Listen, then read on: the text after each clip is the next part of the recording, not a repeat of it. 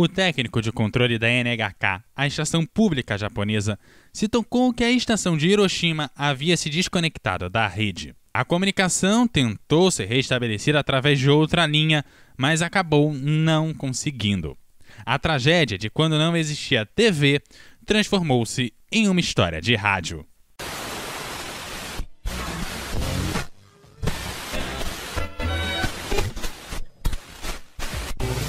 História de rádio.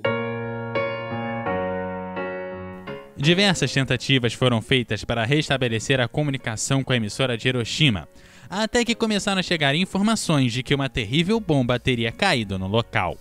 Um desastre terrível e algo nunca visto antes. Foi lançada a primeira bomba atômica em 6 de agosto de 1945. Scientists, British and American, have made the atomic bomb at last. The first one was dropped on a Japanese city this morning. O comunicado da BBC informava o que havia se passado. Truman, o presidente dos Estados Unidos, advertiu o Japão.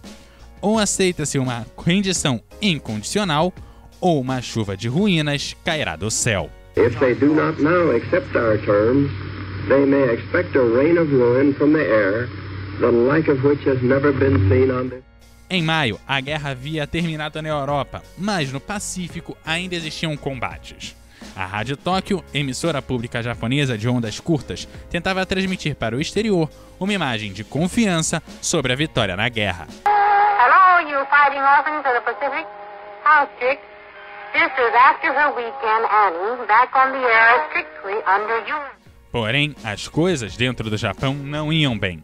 A economia de guerra já não funcionava e o Japão sofria derrota após derrota. Já se passava muito tempo desde a imagem heróica da conquista de Singapura, em 1942. O Japão desejava negociar a paz, mas não queria aceitar uma rendição incondicional como haviam exigido os aliados. Assim, os Estados Unidos, o Reino Unido e a China resolveram seguir pressionando. Em 9 de agosto, caiu uma segunda bomba atômica, dessa vez em Nagasaki. Em um novo discurso pelo rádio, o presidente norte-americano defendeu esses atos para acabar com a agonia da guerra e salvar a vida de milhões de norte-americanos. We have used it in order to shorten the agony of war, in order to save the lives of thousands and thousands of young Americans. Estima-se que pelos primeiros efeitos das explosões morreram 70 mil pessoas em Hiroshima e mais 40 mil em Nagasaki. Truman voltou a falar sobre a alternativa: ou aceita-se uma rendição incondicional, ou a completa destruição do poder econômico e militar japonês ocorreria. Se algo ainda faltava, a União Soviética declarou guerra ao Japão em 8 de agosto e começou a invadir a Manchúria. Depois de muita discussão, o imperador japonês compreendeu que só tinha uma saída: a rendição incondicional. Foi na noite de 14 de agosto que gravou a aceitação da derrota. Horas depois, alguns oficiais do exército tentaram destruir a gravação, o que acabou não acontecendo. Ao amanhecer do dia 15 de agosto, a tentativa de destruir a gravação havia fracassado. Quando a rádio japonesa anunciava que viria a seguir um discurso do imperador, a notícia chegava aos Estados Unidos. Na MBS, foram dados os primeiros detalhes com gritos no fundo do estúdio. Tokyo Radio says acceptance of Potsdam Proclamation coming soon. I repeat, Tokyo Radio says acceptance of Potsdam Proclamation coming soon. One moment, please. A declaração do imperador japonês foi transmitida ao meio-dia do dia 15 de agosto, e foi a primeira vez que os japoneses ouviram seu imperador falar.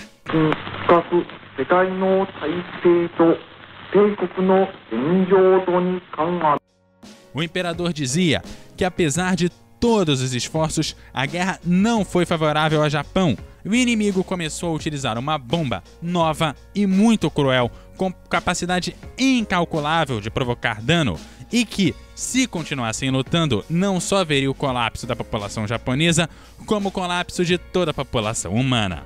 A rendição foi firmada no dia 2 de setembro de 1945 e a ocupação do Japão começou e teria reflexos também nas rádios, com a proibição do país transmitir para o exterior.